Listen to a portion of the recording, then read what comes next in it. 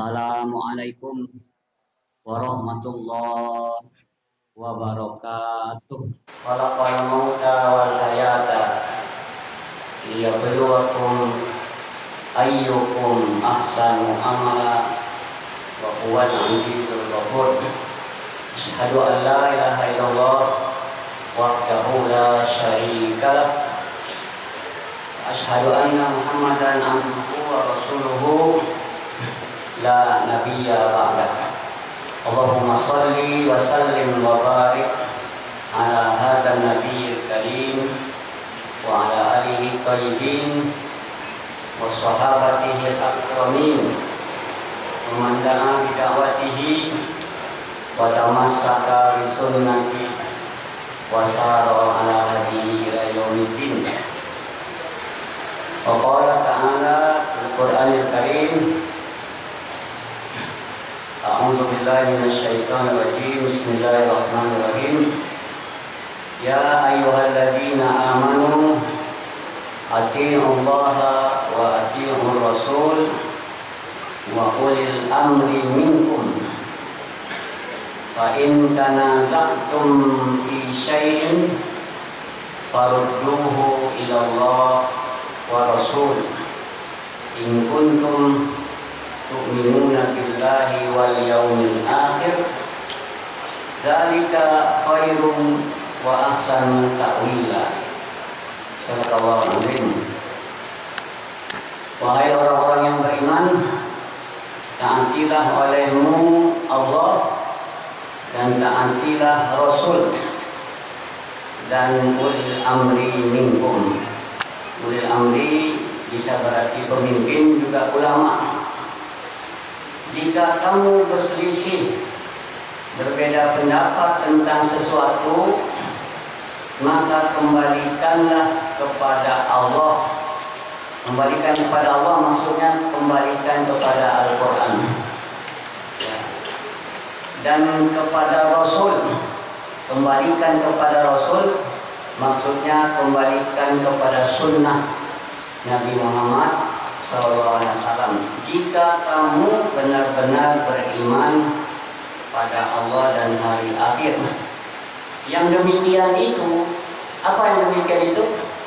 Mengembalikan masalah kepada Allah, kepada Quran dan kepada Rasul, kepada sunnah adalah jalan yang terbaik. Maha benar Allah dengan segala firman-Nya. Yang terhormat Bapak Ketua PDM Kota Payakumbuh, Bapak Dr. Haji Irwandi Nasir, SPD, MPD, dan Bapak-bapak pimpinan PDM Kota Payakumbuh, Pak Mufti Ali.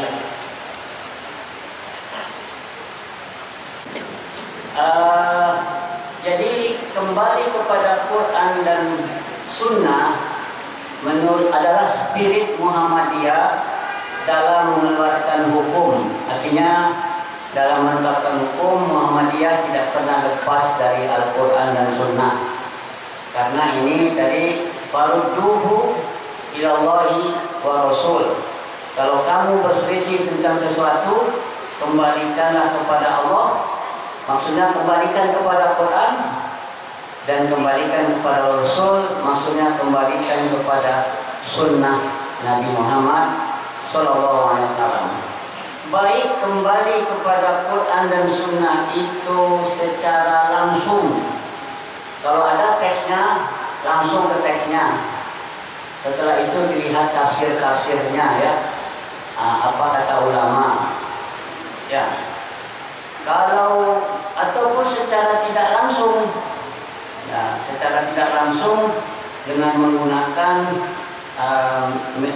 secara teks tidak ada dalam Quran dan Sunnah, tapi menggunakan metode ijtihad, metode penetapan hukum yang lain.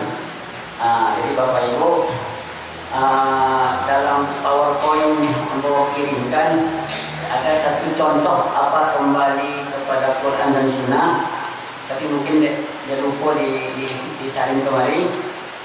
Misalnya ya, bersentuhan kulit laki-laki dan perempuan, apakah membatalkan wudu atau tidak? Apakah membatalkan wudu atau tidak? Ya. Jadi Bapak Ibu, dalam Quran ada ayat dalam surat Al-Maidah ayat 6. Ya. Aula mastumun nisa, atau kamu menyentuh perempuan. Jadi termasuk yang membatalkan wudu itu kalau menyentuh perempuan. Ya. Aula mastumun nisa. Tapi apa arti menyentuh? Ini kembalikan kepada Quran. Quran itu menyebut aula mastumun nisa, atau kamu menyentuh perempuan. Jadi ayat Quran ini ada yang qat'i, ada yang pasti, ada yang zonni. Yang zonni itu yang bisa menerima berbagai penafsiran. Kalau yang qat'i tidak bisa menerima berbagai penafsiran. Misalnya, az-zaniyatu waz-zani wajridu kulla wahidin minhuma mi'ata jaldah. Perempuan yang berzina dan laki-laki yang berzina, deralah olehmu 100 kali derah. 100 ini qat'i. Qat'i itu artinya pasti. Tidak ada penafsiran lain. Menurut ulama 90, menurut si B 91, menurut Hanafi 102. Ya, itu angka pasti 100. Sama juga tadi gaji guru 800. Itu mari kita tingkatkan ya. Jadi angka pasti itu berapa uang kuliah? Uang kuliah 1.800.000. Itu tidak bisa berbeda pendapat ya. Angka-angka pasti itu namanya qat'i. Tapi kalau menyentuh ini namanya zonni, bisa menerima berbagai penafsiran. Jadi kita kembali kepada Quran, tapi kita harus lihat dulu apa tafsirnya, apa maksudnya. Ya, ternyata para sahabat juga berbeda pendapat dalam mengartikan lamastum. Lamastum nisa, kamu menyentuh perempuan ya. Ibnu Abbas dan Ali bin Abi Thalib bahwa menyentuh itu adalah hubungan suami istri. Bahasa Arabnya jima. Ya. Tapi menurut Umar bin Khattab, ini dalam buku tanya jawab di Muhammadiyah ya. Dan Ibnu Mas'ud, bersentuh kulit laki-laki dan perempuan yang membatalkan wudu itu adalah bersentuh secara hakiki, asal kesenggol saja itu sudah batal, baik dengan sengaja maupun tidak, dengan syahwat ataupun tidak, batal wudunya. Ini arti hakiki ya. Hakiki itu artinya arti yang sebenarnya. Kalau tadi Ali bin Abi Thalib dan Ibnu Abbas, ini majazi, itu adalah kata lain daripada hubungan suami istri, disebut dengan menyentuh. Menyentuh. Dari pendapat sahabat itu, maka ulama Syafi'iyah mengikuti pendapat bahwa menyentuh itu adalah bersentuhan kulit, disengaja atau tidak, dengan syahwat atau tidak, batal wudunya. Ya. Tapi ulama Hanafiyah mengambil pendapat Ibnu Abbas dan Ali bin Abi Thalib tadi, bahwa yang dimaksud adalah hubungan suami istri. Jadi kalau tersentuh saja tidak batal wudu kita. Ya. Tapi ada ulama Malikiyah, kalau bersentuhan itu dengan syahwat baru batal wudunya. Kalau tidak dengan syahwat tidak batal. Sialan tahu awak bersentuh tadi itu syahwat atau tidak? Tanya dirimu. Apa naik angkot duduk dekat pintu. Lalu ada polisi anak mahasiswa turun, tersentuh, batal. Apalagi Bapak Ibu kalau tawaf, misalnya ya, tawaf 7 kali, baru sampai kali putar, misalnya tersentuh kulit polisi, batal. Ya. Kalau mengikuti mazhab Syafi'iyah. Jadi memang kalau ada belajar fikih ini kita harus menerima, harus berlapang dada. Kalau yang memang zonni, ya boleh pilih. Muhammadiyah mengambil pendapat persentuhan kulit laki-laki dan perempuan tidak membatalkan wudu. Ini dalam himpunan putusan tarjih halaman 44. Kalau tidak membatalkan wudu apa? Yang maksudnya adalah yang membatalkan wudu itu kalau hubungan suami istri. Karena Nabi Muhammad SAW pernah sudah berwudu mencium istrinya Aisyah. Ternyata tidak batal wudunya. Jadi kembali kepada Quran, apa ayatnya? Aula mastumul nisa. Tapi karena ayat ini zonni mendarat.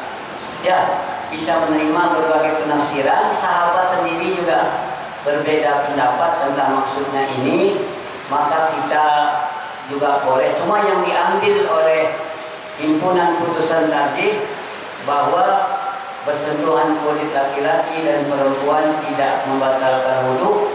Yang membatalkan wudu itu kalau hubungan suami istri.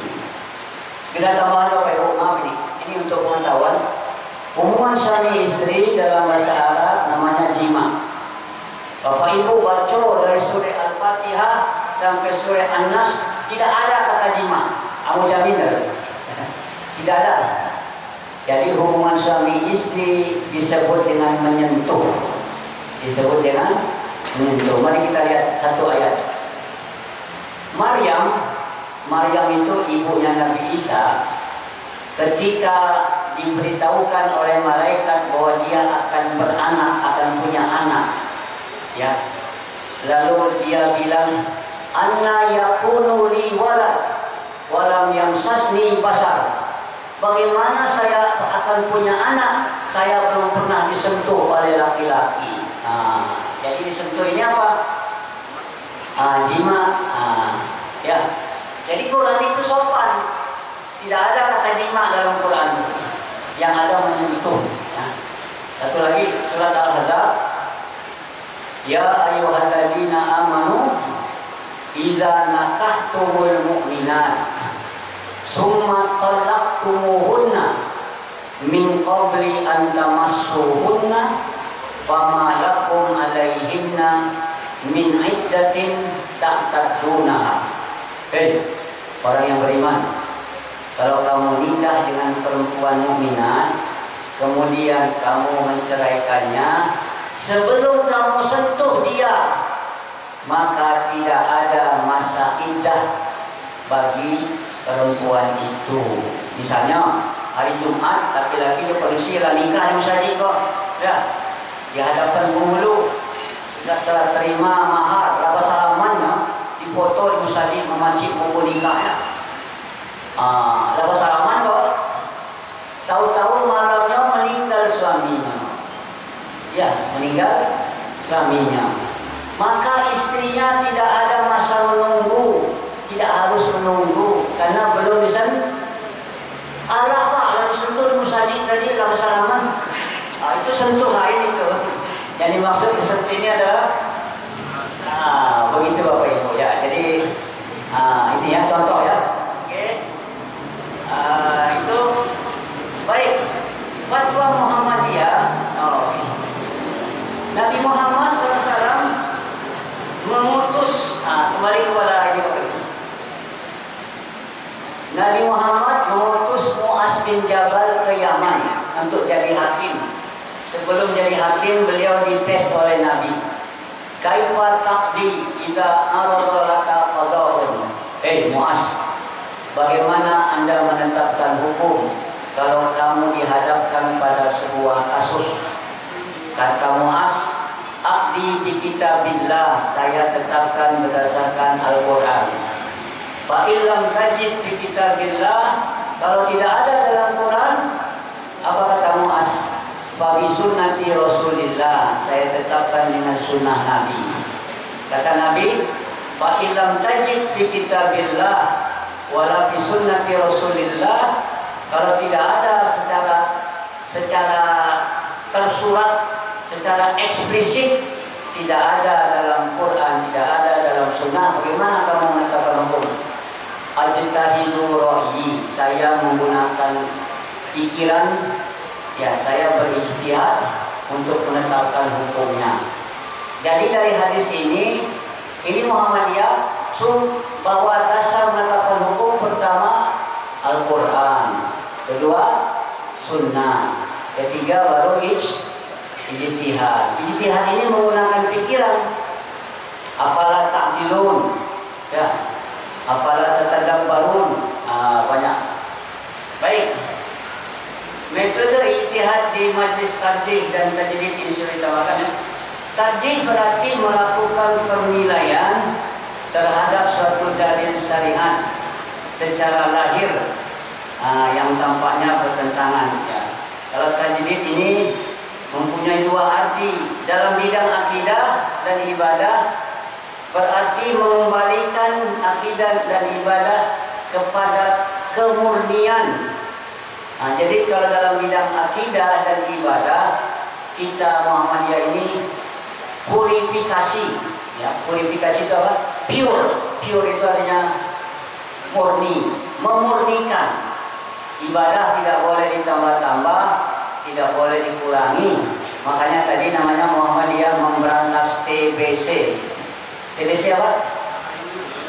Tahayul, bid'ah dan khurafat. Jadi tadi seperti keyakinan Bapak Ibu, ya, yang tidak ada dalilnya.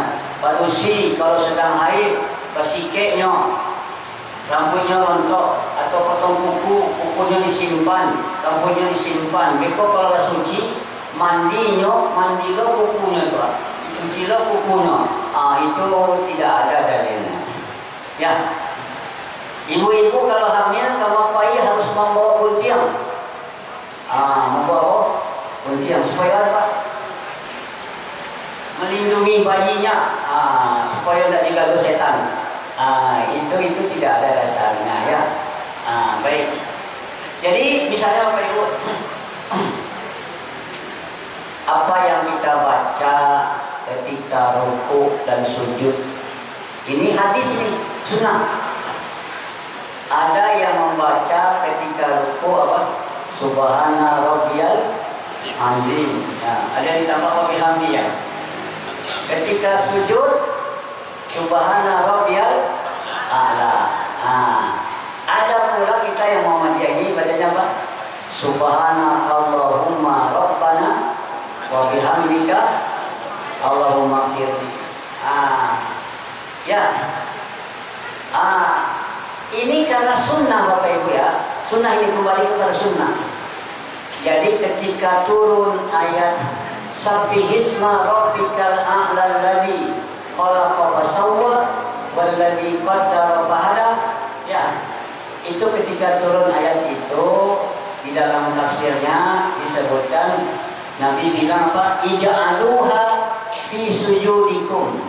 Baca a'la itu ketika kamu sedang sujud. Jadi fasabbih, bertasbih, subhanallah, subhana rabbiyal a'la. Ya, ada yang baca tambah wa bihamdi, ya.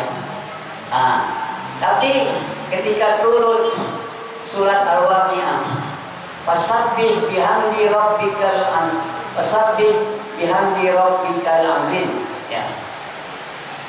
Ij'aluha fi ruku'ikum, jadikan itu pada rukukmu. Jadi dia baca waktu rukuk apa? Subhana rabbiyal azim. Tapi ada riwayat lain, riwayat dari Aisyah. Aisyah itu dari Aisyah. Tentu Aisyah itu lebih dekat dengan Nabi, ya.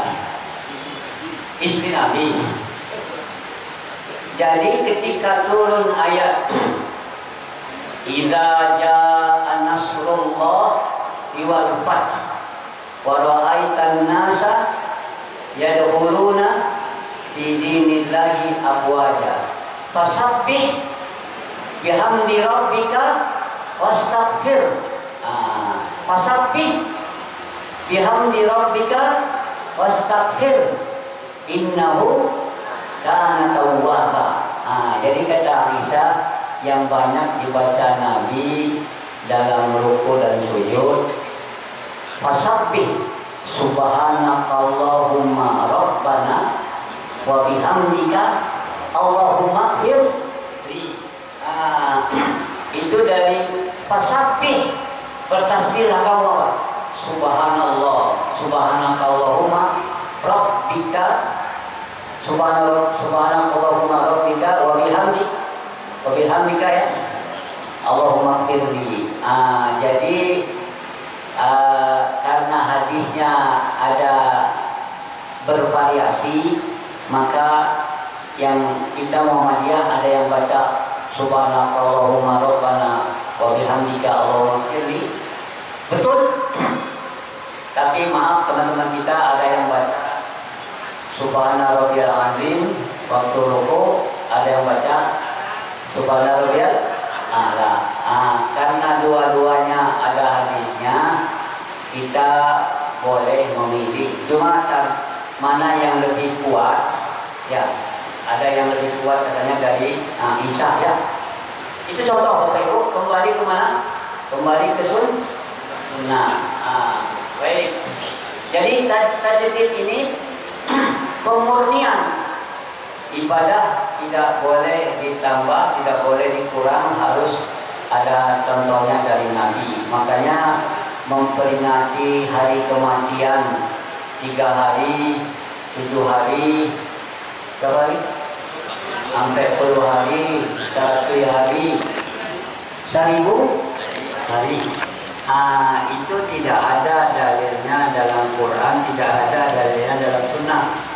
Yang ada apa Bapak Ibu? Dalam sunnah, ketika Ja'far bin Abi Thalib, saudaranya Ali bin Abi Thalib, Ja'far meninggal, Nabi menyuruh sahabat apa? Isna'u ta'aman li Ali Ja'far fa innahu ya'tihi amrun yusbiluhu. Buatlah olehmu makanan, bawa ke rumah keluarga duka, keluarganya Ja'far, dia sedang meninggal dunia. Awak buat makanan, bawa ke rumah duka. Ya, itu yang ada. Jadi kalau di Bukit Tinggi, mudah-mudahan saya buat, ada fungsi kematian, ada yang meninggal, lalu fungsi kematian itu menyiapkan nasi, sambal, gulai subada, telur dadar, ya, diantar ke rumah duka ya. Jadi pulang dari kuburan, makan langsung.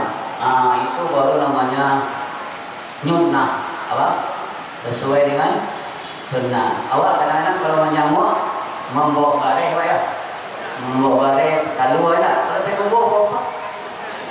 Kamu ya. Tapi sekarang diganti pula oleh orang bikin karangan bunga. Karangan bunga lah itu. Kalau ada yang meninggal dunia, buatlah olehmu karangan bunga.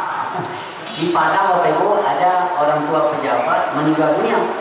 Ambo hitung karangan bunganya sampai 70. Ya. Panuh tuh jalan Sudirman tuh, jalan Layani panuh. 70 karangan bunga. Berapa harga karangan bunga? Sampai kalau lah 200 saja, 200 kali 70 berapa? Ya 2 juta ya. Coba tanya orang yang menimpa musibah, bapak ibu mau karangan bunga atau mau piti? Piti. Karangan bunga itu berbangga-bangga. Orang tua kami meninggal, aduh karangan bunga dari menteri, dari gubernur, hanya berbangga. Bangga. Dari caleg Ustaz. Hah? Dari caleg. Caleg itu ada udang di balik bakwan. Pilih hambo. Oke, kembali sini. Majlis Tarjih didirikan tahun 1927, memiliki tugas untuk berijtihad. Jadi ijtihad di Majlis Tarjih ini ijtihad kolektif, ijtihad jama'i, ya. Tidak ijtihad individu, tapi ijtihad bersama-sama. Kalau berkaitan dengan kedokteran, diundang dokter. Kalau berkaitan dengan ekonomi, diundang ahli ekonomi. Ya. Kalau di lembaga ijtihad di Muhammadiyah, namanya Majelis Tarjih dan Tajdid. Ya. Tapi kalau orang NU, namanya Bahsul Masail. Kalau di Majelis Ulama, namanya Komisi Fatwa. Namanya apa? Komisi Fatwa. Sumber ajaran Islam adalah Al-Quran dan Sunnah. Keputusan Munas Tarjih ke-25 tahun 2000 di Jakarta akan digunakan sebagai alat untuk memahami teks-teks Al-Quran dan Sunnah. Apabila tidak ada ketentuannya dalam Quran dan hadis. Hadis dan Sunnah sama Bapak Ibu ya. Dilakukan ijtihad jama'i, ijtihad kolektif. Sumber dalam bahasa Arab masdar, jamaknya masodir, tempat menggali, tempat menimba air, yang jika ditimba airnya tidak akan habis. Oleh karena itu yang menjadi sumber ajaran Islam atau hukum Islam adalah Al-Quran dan Sunnah. Karena dari keduanya, dari Quran dan Sunnah, ajaran Islam dapat digali secara terus-menerus, tidak akan habis-habisnya. Ya. Baik Bapak Ibu, itu jadi kembali kepada Quran, lihat ayat Qurannya, lalu lihat tafsirnya ya. Kembali kepada Sunnah, dilihat semua Sunnah, bukan dari hadis C lalu menyalahkan orang. Ini ada kelompok yang merasa benar sendiri dan menyalahkan orang. Ya, jadi Bapak Ibu, kalau hadisnya bervariasi, hadisnya ada 1-2, maka kalau hadisnya sahih, makbulah, maka itu hadisnya diterima. Kita kembali ke halaman 7 dulu Bapak Ibu ya. Halaman 7. Hukum membaca basmalah di awal Fatihah. Ini Bapak Ibu di Padang sebelum Covid ada mubalik ditinju oleh jamaahnya. Dan mubalik itu orang Muhammadiyah. Beliau jadi imam sholat subuh, tidak terdengar membaca bismillah. Ya, langsung terdengar alhamdulillah. Lalu sudah sholat ditinju oleh jamaah, salah seorang jamaah yang meninju Pak Haji Puro. Ya, di Sitebau sebelum Covid ya. Pertanyaannya, padahal dia sudah pergi haji di Mekah, di Madinah, di Jeddah, tidak kedengaran imam baca bismillah. Kedengarannya langsung alhamdulillah. Kenapa bukan imam di Masjidil Haram yang ditinju? Kenapa bukan imam di Masjid Nabawi yang ditinju? Kok beraninya yang di Sitebang? Ya. Hanya gara-gara bismillah. Gara-gara bismillah berpisah minggu demi nantu. Ya. Jadi Bapak Ibu, jadi putusan tarjih terakhir Bapak Ibu, memang kita kalau di Masjid Muhammadiyah di Takwa di mana? Bismillahnya sir ya. Bismillahnya apa? Sir. Tetapi pendapat terakhir ini boleh membaca bismillah secara sir, boleh juga jahar. Ya.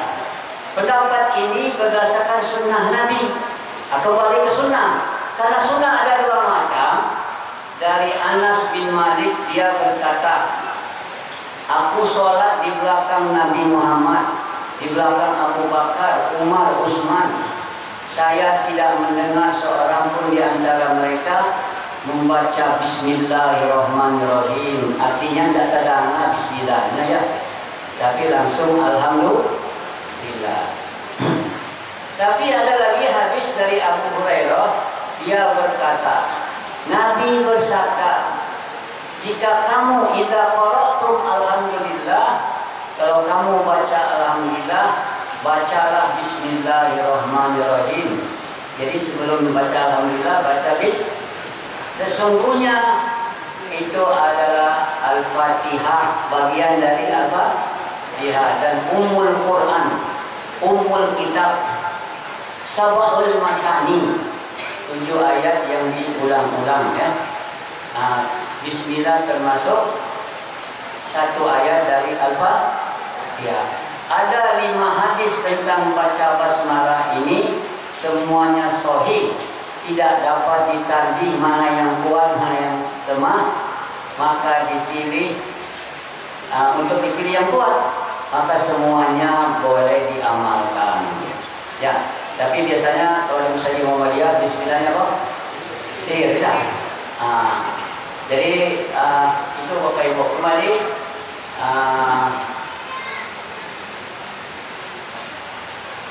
Baik. Metode ijtihad.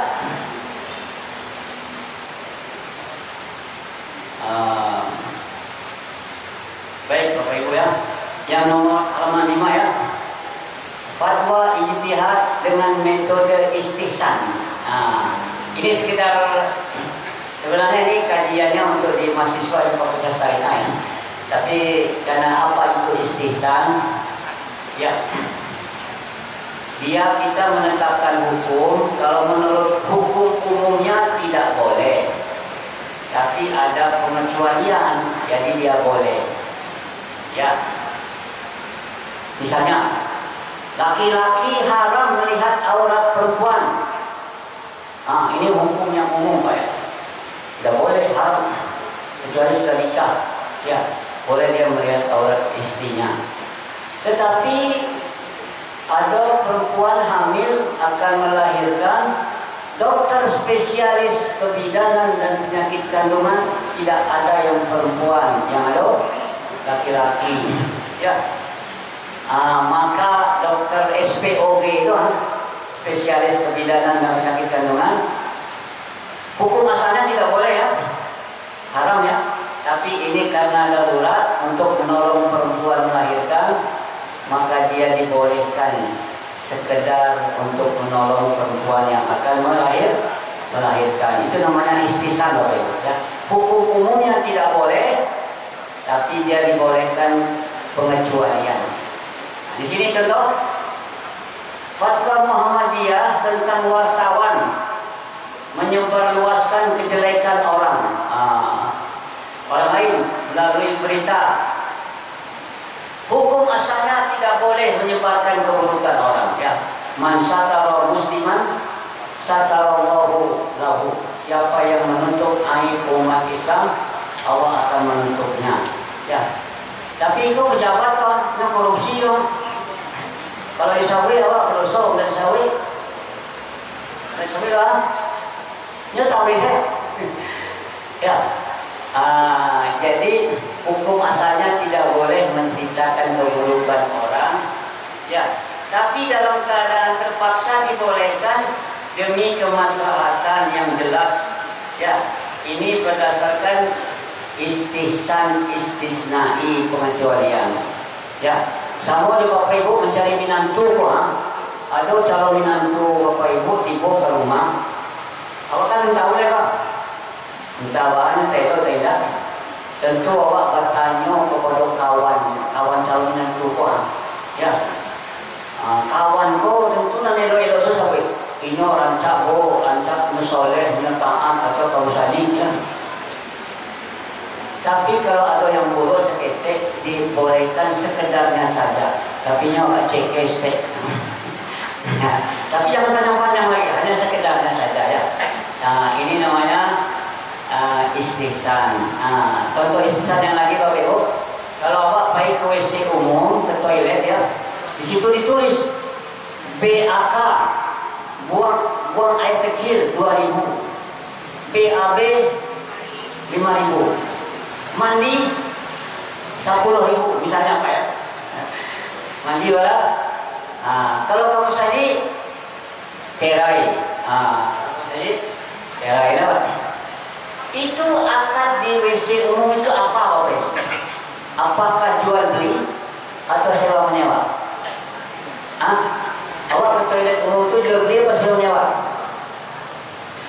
Kalau dibilang sewa menyewa, apa yang disewa? Tampeknya, ya. Tampeknya disewa.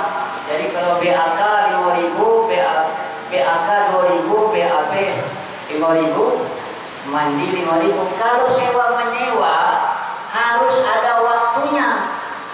Kalau pakai waktu, kan tidak sah sewa menyewanya. Harusnya penjaganya pakai waktu. BAK 2 menit, BAB 5 menit. Kau kalau lewat, keluar, ambil tuh. Jadi dibilang sewa menyewa tidak sah karena tidak pakai waktu. Oh, jual beli Pak, jual beli. Apa yang dijual? Air. Air ya. Tapi kalau jual beli harus jelas. Harga neko 500.000. Harus jelas harganya, jelas ukuran airnya. BAK 2.000, airnya segayung. BAB 5.000, airnya 5 gayung. Mandi 10.000, air sebe. Jadi dibilang jual beli juga tidak tepat karena barangnya harganya jelas 2.000, 5.000, tapi airnya tidak jalan. Pakailah orang saja. Ya. Tapi itu dibolehkan karena kalau harus begitu namanya menyusahkan orang ya. Payah pula orang yang menjaga orang pakai jam pun. Ya. Baik, pakai CCTV Pak ya. Yang kau lihat satu dari ini fatwa Muhammadiyah tentang bolehnya transfusi darah didasarkan pada ijtihad tentang dengan bentuk istisan. Yang saudaranya istisan. Maslahat yang tidak mengakibatkan perubahan hubungan hukum antara donor dan penerima, ya, antara yang mendonorkan darah dengan resipiennya, ya, dengan yang menerimanya. Sehingga antara si A yang kena musibah dengan si B yang mendonorkan darahnya tidak ada larangan untuk melakukan perkawinan. Tegasnya, transfusi darah tidak mengakibatkan keharaman perkawinan. Ya, berbeda dengan saudara sepersusuan. Ya, kalau kita menyusu anak kita menyusu pada ibu yang lain. Misalnya Nabi Muhammad disusui oleh siapa? Halimah Sa'diyah. Ya. Anak orang lain menyusu olehnya, Halimah. Maka saudara sepersusuan, kalaulah kadang tidak boleh saling menikah. Tapi kalau donor darah tidak menyebabkan haramnya pernikahan antara yang mendonor dan antara yang menerima. Baik, menerima. Metode ijtihad saddu zari'ah. Apa itu saddu zari'ah? Tindakan pencegahan. Ya, artinya sebelum terjadi dicegah. Itu namanya tindakan preventif. Namanya bahasa fikihnya nama saddu. Saddu artinya menutup, zari'ah jalan. Ya, fatwa tentang diharamkannya perkawinan antar orang yang berbeda agama. Ya, fatwanya diharamkan nikah antar pemeluk agama yang berbeda. Ada artis yang fatwa tentang diharamkannya memasang gambar atau foto Kiai Haji Ahmad Dahlan. Jadi dulu tidak boleh. Ya, takut dihormati, diagung-agungkan. Ya.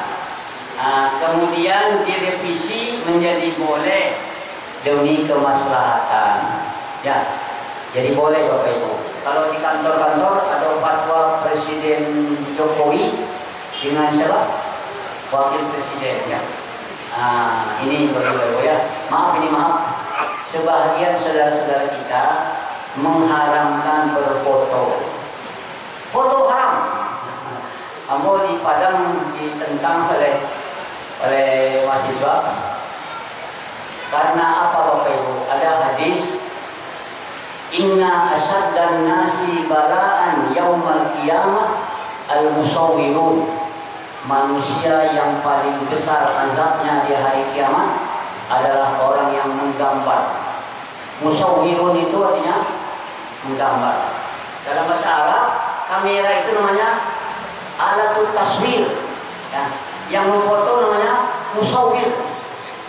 Jadi azab yang paling besar di akhirat akan diterima oleh orang yang menggambar, oleh kameramen, oleh fotografer. Makanya foto haram, lagu-lagu haram, salun haram. Seolah-olah dunia ini penuh dengan yang haram. Kau dah boleh. Ya. Coba kata Bapak, tanya Bapak. Kamera ini abad keberapa ditemukan? Ada kamera zaman Nabi? Ada? Tidak ada. Ya. Jadi jangan musawwirun itu yang menggambar itu diartikan kameramen. Maaf Bapak Ibu, aku dulu kuliah di Mesir. Jadi waktu kuliah dulu masih zaman kamera itu ya, yang pakai film yang bisa dinegatifkan dulu Pak ya. Jadi aku pai haji ke Makkah dari Mesir ke Makkah itu membawa kamera. Tiba di pintu Masjidil Haram dilarang oleh jaga pintu. Ya walah tahan. Sebab di parisotas ada kamera dan boleh bawa masuk dah. Disimpan di pintu tu. Ambo masuk bawa sudah pulang keluar dari ya itu tahun berapa itu 89 atau 90. Ya, dah boleh ya. Tapi kepatang tahun 2000 sebalik, ambo diberi rezeki Allah bisa pergi haji, pergi umrah. Orang berbuat selfie itu di Ka'bah. Allah sedang bawa. Dari Imam Masjidil Haram, Imam Sudais diundang ke Majelis Ulama di pusat di Jakarta. Foto. Jadi bagi orang yang mengharamkan berfoto, kan pendapat itu tidak relevan dengan zaman now. Lalu dia bikin pengecualian, boleh Pak kecuali, apa kecuali? Untuk paspor, untuk KTP, untuk ijazah, yang lain-lain tidak boleh. Ya, kalau ada foto bapak ibu di rumah, foto keluarga, pakar. Ya, yang dilarang itu kalau disembah diagung-agungkan, ya. Tapi kalau atau patung ya. Jadi al-musawwirun itu Pak Ibu tukang gambar. Tapi jangan diartikan kameramen. Ini foto ini adalah pantulan gambar ya. Refleksi dari kita dipantulkan oleh kamera itu ya. Tapi tentu saja berfoto yang halal ya. Tidak boleh memoto perempuan telanjang, tidak boleh ya. Tapi memfoto musaji, keindahan alam boleh ya. Sama dengan kata sayyarah Bapak Ibu. Sayyarah apa artinya? Mobil ya. Sayyarah itu artinya mobil Bapak Ibu. Ya, ambo tadi datang pakai sayyarah. Rokib itu sayyarah. Saya mengendarai mobil. Ya, sayyarah artinya apa? Mobil. Sepakat ya?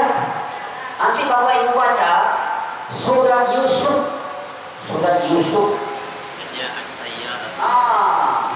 Nabi Yusuf dicampakkan ke dalam sumur oleh saudara-saudaranya yang dengki. Lalu wajah sayyarah, datanglah mobil menjemput Nabi Yusuf dari sumur. Mobil apa itu? Pajero, Innova, Alfa, Hampir. Jadi kalau bertemu kata sayyarah dalam Quran bukan mobil. Sayyarah itu kafilah yang banyak berjalan. Dari kata saro yasiru sayyarah. Sayyarah itu artinya yang banyak berjalan. Jadi kalau dahulu sayyarah itu kafilah. Jokunto, jokudo berjalan. Kini sayyarah itu berubah menjadi oto. Jadi jangan artikan sayyarah dalam Quran dengan mobil. Nabi Yusuf dicampakkan ke sumur, lalu wajah sayyarah, datanglah mobil menjapuinya. Ya. Jadi yang sayyarah itu dulu artinya kafilah yang banyak berjalan, tapi sekarang sayyarah artinya mobil. Ya. Jadi kalau bertemu baik fatwa tentang ibadah pada masa pandemi, sholat berjamaah, sholat tarawih, sholat id di rumah, sholat jamaah menjaga jarak, memakai masker, itu namanya rukhsah. Jadi hukum Islam ini bisa ada namanya azimah. Azimah itu apa? Hukum Allah dan Rasulnya untuk situasi normal. Kalau situasi normal, sholat 5 waktu, zuhur sampai asar sampai. Tapi kalau kita sedang musafir, yang hampir bisa jadi 2. Kalau sedang bertebaran pandemi, boleh sholat berjarak, boleh pakai masker. Padahal ada hadis, Nabi melarang kamu menutup mulut ketika sholat. Nahan Nabiyu an yuwattar rajul fahu fi sholat. Jadi kita sholat pakai masker. Ya, karena untuk menghindari bahaya yang lebih besar, yaitu terkena pandemi COVID-19 yang mengancam nyawa kita. Ya. Di Padang Bapak Ibu, waktu COVID kok aku jadi makmum, imamnya banyak peringatannya. Sebelum Allah Akbar, imam pun mencari belakang. Jangan lupa jaga jarak. Cuci tangan dengan hand sanitizer. Ya, luruskan sak. Pasang pakai maskernya. Matikan HP. Baru Allah Akbar. Banyaklah komando dari imam gue. Ya. Tapi padahal kalau Nabi dulu hanya apa? Sawu sufufakum wa tarasu. Luruskan dan rapatkan sak. Ini ditambah matikan HP, pakai masker, cuci tangan. Banyak-banyak. Ya. Jadi Bapak Ibu, Imam Masjidil Haram dia jadi imam di rumah Allah. Rupanya sedang jadi imam, berbunyi HP jamaah di belakang. Kalau dua imam kok. Ya. Lalu setelah selesai Imam mencari ke belakang. Ambo di rumah tidak ada mendengar lagu loh, musik. Ibu di rumah Allah Pak, ambo jadi imam, rupanya musik-musik kau bunyi-bunyi ya, nada dari HP kok. Ya. Coba Anda perhatikan pemain bola. Apakah pemain bola bawa HP ke lapangan bola? Baik bola HP.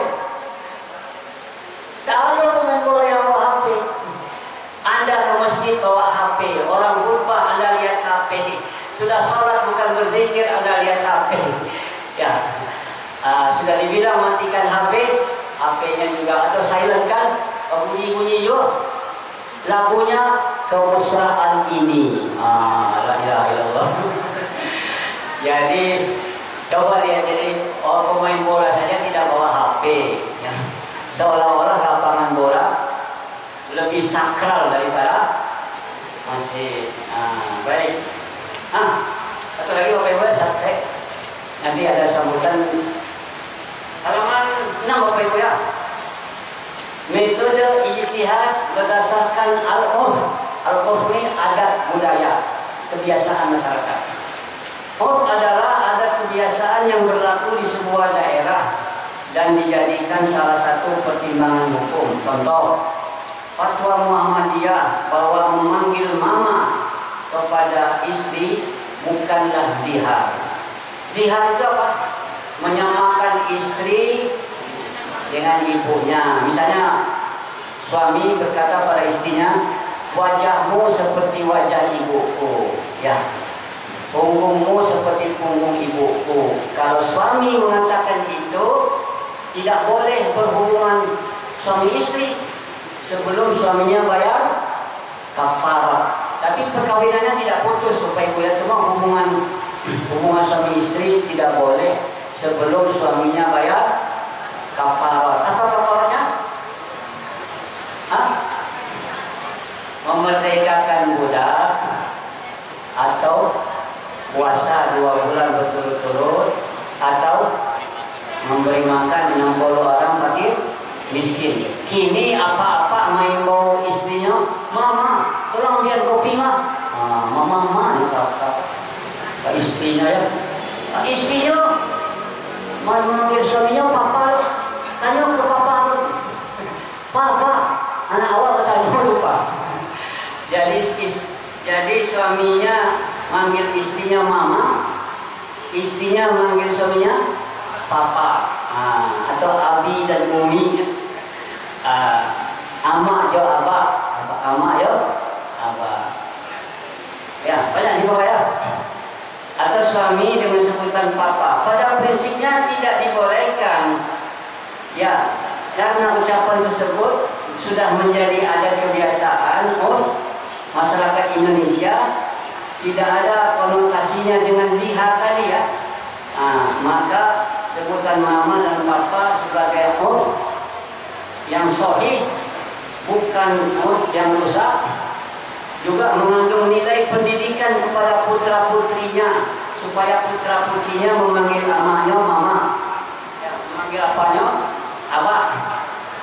Juga mengandung nilai pendidikan putra putrinya, supaya mereka menyebut ibu dan ayahnya dengan sebutan yang baik, jangan memakai istilah yang tidak baik.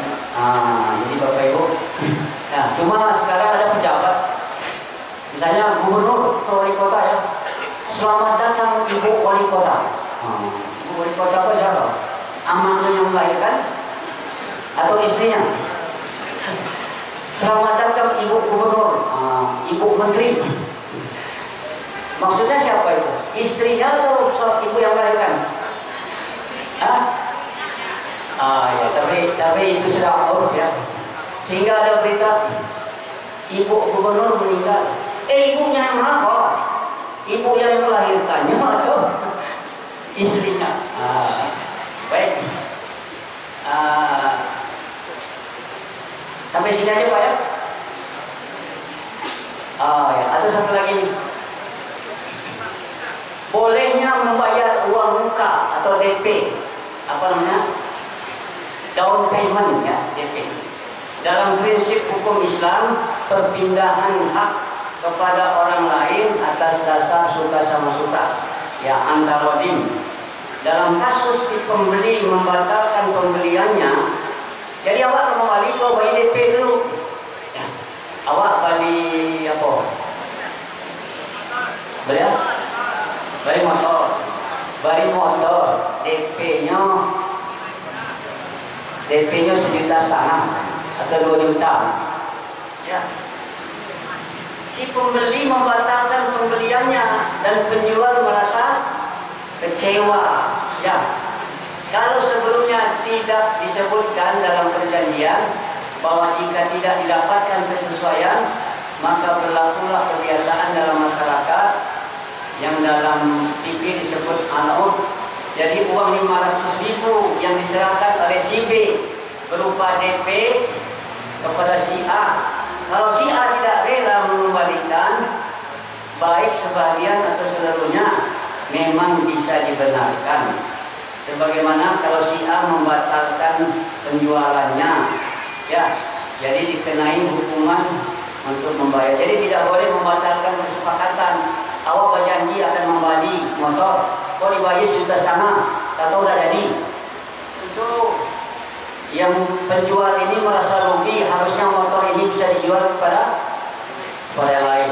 Begitu juga kalau kita booking tiket, Bapak Ibu dari ujung Gading, Pak Ibu Padang naik Oto Mandala, ya, apa? Oto Mandala, kamu pernah ke ujung Gading? Jadi tiket Oto Mandala itu 60.000, tapi bayar DP dulu, DP-nya 15.000, ya. Ternyata nggak jadinya orang ke DP-nya hangus, ya. Maaf pikirin, orang bayar 15.000 nggak jadi bayar loh, ya. Si pemilik auto itu kan kursinya udah di booking loh, harusnya bisa dijual kepada yang lain. Gara-gara sudah di booking, rupanya nggak jadi pula. Ya, ini namanya Apa itu? Semua biasanya jika dibatalkan maka DP dikembalikan berapa? 50% misalnya, kan ada perjanjiannya gitu ya. Jadi demikian Bapak Ibu. Ini Bapak Ibu yang terhormat, subhanaka la ilma lana illa ma 'allamtana innaka antal alimul hakim. Pesanan Buya Samsul Hudayat. Ya, sebenarnya ayat ini kalau kita lihat ya ayyuhalladzina amanu atiiullaha wa atiiur rasul. Jadi kalau untuk Allah dan Rasulnya pakai kata atiiu, taati Allah, taati Rasul. Tapi untuk ulil amri tidak ada kata wa atiiu ulil amri, tidak ada. Ya. Yang ada hanya dua ya, atiiullaha, taati Allah, taati Rasul. Untuk ulil amri artinya apa? Ulil amri ini ada artinya pemimpin, ada juga berarti ulama. Jadi kita harus taat pada pemimpin dalam rangka taat kepada Allah dan Rasulnya. Ya, karena taatnya itu hanya dua, atiullah wa atiur Rasul. Taat kepada pemimpin ini dalam rangka mentaati Allah dan Rasulnya. Maka kalau pemimpin menyuruh kita berbuat maksiat, la ta'ata li makhluqin fi maksiatillah, fi maksiatil khaliq. Tidak boleh taat kepada pemimpin kalau kita dengan taat itu justru kita berbuat dosa. Ya. Nah, memang ayat ini sering digunakan, apalagi kalau mau Idul Fitri, Idul Adha ya, hari raya pokok, kecil orang harus ikut ulil amri. Ulil amri itu Kementerian Agama, tidak boleh ikut Muhammadiyah. Ya, ayat ini pakai pula ya. Kalau soal ya politik bisa juga ini Pak ya. Politik bisa juga, ini termasuk ayat politik. Tapi kalau ini kok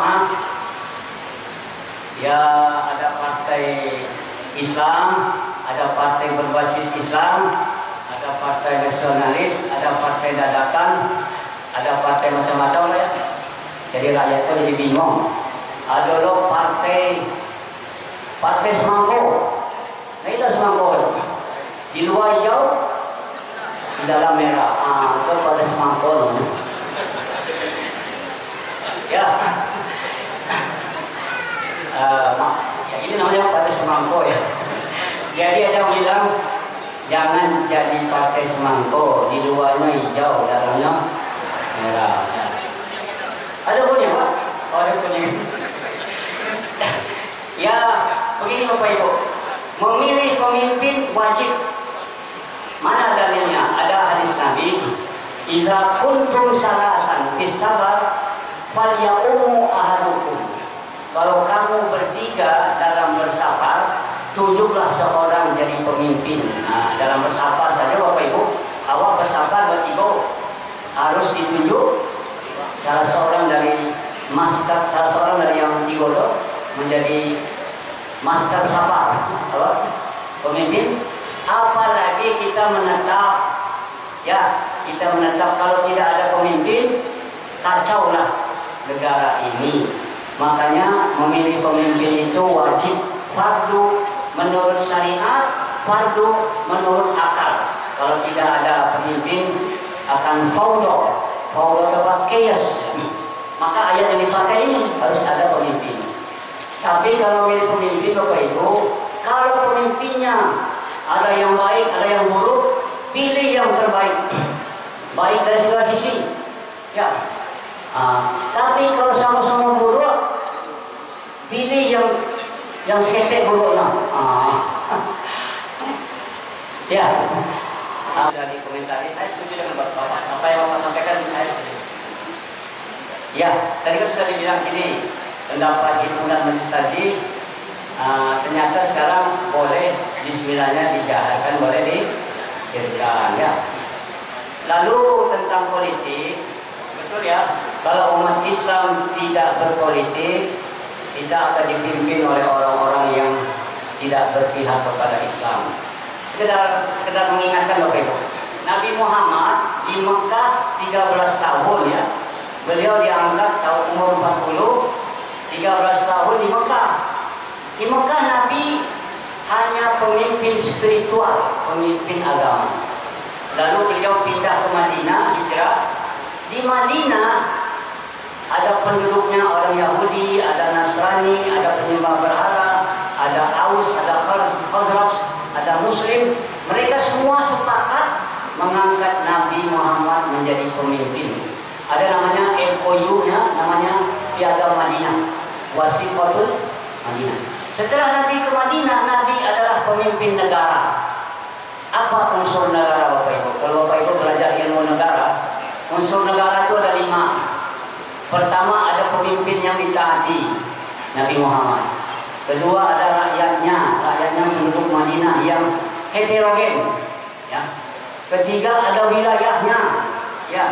Keempat, ada konstitusinya. Apa konstitusinya? Piagam Madinah. Kelima, ada pengakuan dari negara lain. Waktu itu yang berkuasa adalah Romawi, Bizantium, dan Persia. Jadi sebenarnya Nabi di Mekah itu sudah berpolitik. Ya, jadi kalau kita tidak berpolitik, dipersusah kita. Ya, nanti pengajian tak boleh, azan keluar tak boleh. Ya, jadi saya setuju Bapak Ibu ya. Tapi pilihlah yang lebih maslahat Bapak Ibu ya. Yang lebih maslahat, pilihlah pemimpin yang membawa kemaslahatan bagi agama, bangsa dan negara dan bagi rakyat. Ya, pemimpin yang membawa kemaslahatan yang sudah kelihatan track recordnya selama ini. Yang sudah kelihatan apa? Bukan yang mengobrol janji, tapi yang memberi bukti. Yang memberi bukti. Ya, mudah-mudahan Allah melindungi negara kita agar menjadi baldatun thayyibatun warabul ghafur. Ya, yang membawa maslahat bagi agama, maslahat bagi bangsa dan negara. Ya, membela kepentingan warga negara dan rakyatnya. Ya, maju tak gentar membela yang benar, tapi bukan maju tak gentar membela yang bayar. Ini maju tak gentar membela yang bayar. Jadi harusnya maju tak gentar membela yang benar, bayar ya, membela yang benar. Ya, Bapak Ibu sudah punya hati nurani, tanyalah kepada hati masing-masing. Di antara yang ada itu mana yang lebih maslahat? Ya, mana yang lebih maslahat? Ya, mudah-mudahan negara kita menjadi negara yang aman, kita bisa hidup sejahtera. Amin ya Rabbal Alamin. Ya. Amin ya Rabbal Alamin. Baik, itu Pak. Pak Farid ya, Pak Farid. Ya, jadi ajtahidul ra'i kalau tidak ada dalam Quran, tidak ada dalam Sunnah, secara eksplisit ya, secara tersurat. Quran ini Bapak Ibu ada yang tersurat, ada yang tersirat, ada yang tersuruh, ada yang tak tersuruh. Itu hanya bisa diketahui oleh para ulama. Ya. Jadi pertanyaannya, kalau kita secara individu, bisakah kita berijtihad? Bisa Bapak Ibu ya, bisa. Sesuai dengan kemampuan kita, sesuai dengan kondisi kita. Misalnya nih, ada hadis Bapak Ibu ya, 2 orang sahabat Nabi pergi bersafar. Lalu masuk waktu zuhur, keduanya tidak mendapatkan air. Lalu kedua-duanya beristihad. Beristihad ini berpikir Bapak Ibu ya. Ya. Lalu kedua-duanya bertayamum, mengamalkan ayat apa? Fa illam tajidu ma'an fatayammamu shahidan thayyiba. Kalau kamu tidak dapat air, kamu bertayamum dengan debu yang bersih. Lalu kedua-duanya bertayamum, kedua-duanya sholat zuhur. Setelah selesai sholat zuhur, kedua-duanya melanjutkan perjalanan. Waktu zuhur belum habis, kedua-duanya bertemu dengan air. Basobo ya air. Ini ijtihad pribadi Pak, ijtihad individu. Yang satu berpikir, kok ada air mah, kancang ulang. Tidak sempurna Rasulullah sholat bertayamum tadi mah. Ya, ini air lah tuh. Maka yang satu ini dia berwudu, dia ulang lagi sholat zuhurnya. Berarti berapa sholat zuhurnya? dua kali, satu dengan tayamum tadi, satu ini dengan. Tapi yang satu lagi ini ijtihad individu nih Pak. Untuk apa saya ulang-ulang? Kata Allah, kalau kamu tidak dapat air, silakan tayamum. Saya sudah tayamum, terapin utang, lalu ulang-ulang. Jadi yang satu tidak mengulang, yang satu mengulang. Tapi setelah sampai di Madinah, dia melapor kepada Nabi, ya. Lalu Nabi bilang kepada yang tidak mengulang, yang sholatnya hanya satu kali dengan tayamum tadi, apa kata Nabi? Asabta sunnah wa ajza'atka sholatuka. Ya. Kamu benar sesuai dengan sunnah. Jadi tidak perlu diulang. Tapi kepada yang mengulang, Nabi tidak bilang kamu bid'ah, kamu sasih, masuk neraka. Tidak. Apa kepada yang mengulang? Laka ajroni marwatan, kamu dapat 2 pahala. Bapak dapat 2. Sholatnya 2 kali. Satu sholat dengan tayamum, satu sholat dengan berwudu. Jadi kalau Bapak Ibu di satu masjid dihadapkan pada satu kasus, boleh berijtihad individu ya, sesuai dengan kemampuan. Baik, Bapak Ibu, demikian. Mohon maaf kalau ada yang tidak berkenan di hati. Salah satu tanda orang baik, bertambah umurnya, bertambah dekat dia dengan Allah Subhanahu Wa Taala. Mudah-mudahan kita berusaha menjadi orang-orang baik, memberikan yang terbaik. Mudah-mudahan dapat meninggal dunia dalam keadaan baik. Mudah-mudahan dapat berkumpul di surga bersama orang-orang baik. Mohon maaf sekali lagi. Mungkin libat ya. Baik, billahi taufiq wal hidayah. Wabillahi taufiq wal hidayah. Assalamualaikum warahmatullahi wabarakatuh.